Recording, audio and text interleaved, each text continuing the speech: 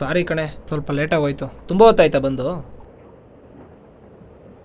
ಒಳ್ಳೆ ಕತೆ ಆಯಿತು.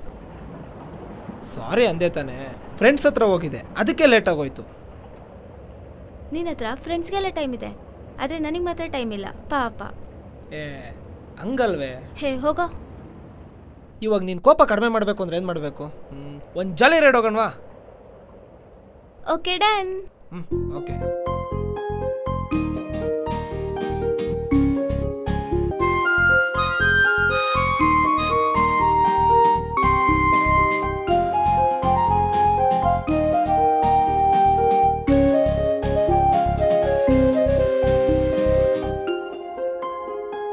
Thank you. ನಾನೇನೋ ಚಾಕ್ಲೇಟ್ ಕೊಟ್ಟೆ, ನಮಗೇನಿಲ್ವಾ? ಓ